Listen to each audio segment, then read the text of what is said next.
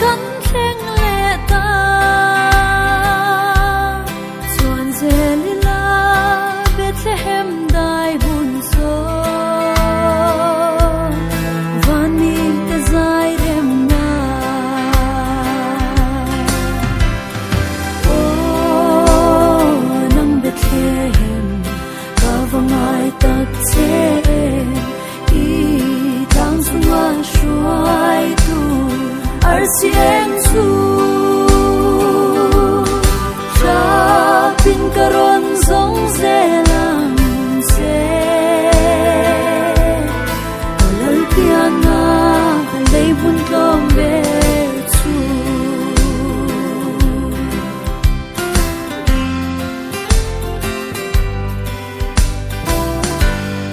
mai lo omang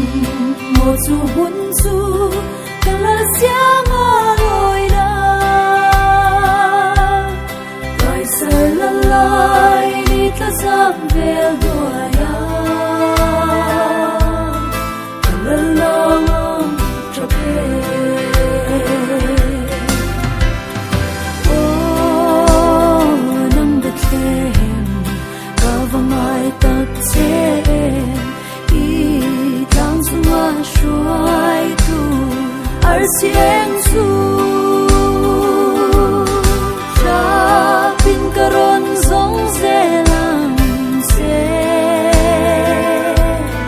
alal piana lei bun tom be chu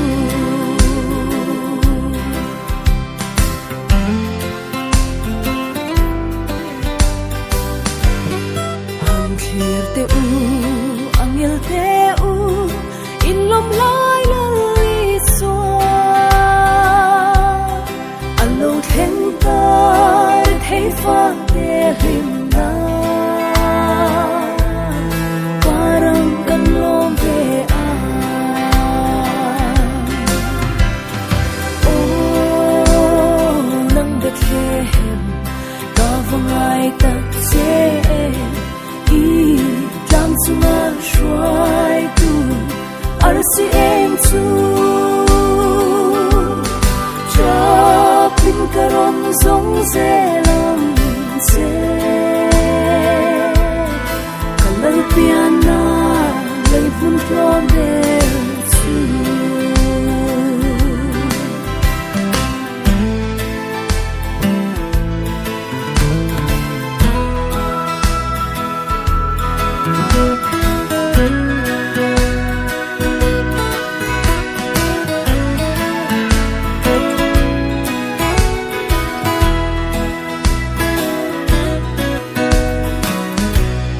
Chamri ula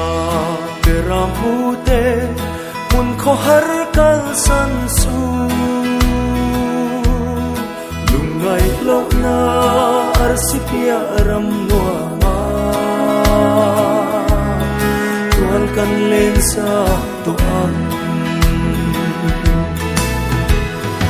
oh nang Bethlehem ka vangai tak che i tang chunga shuai tu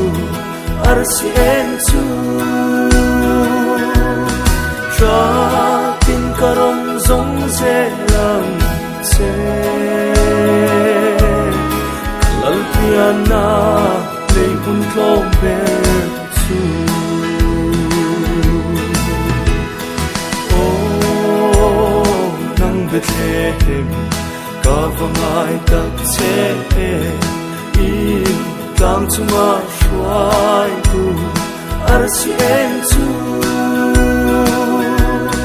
cha pin karon zong zelang che kalal piana lei bun tlom be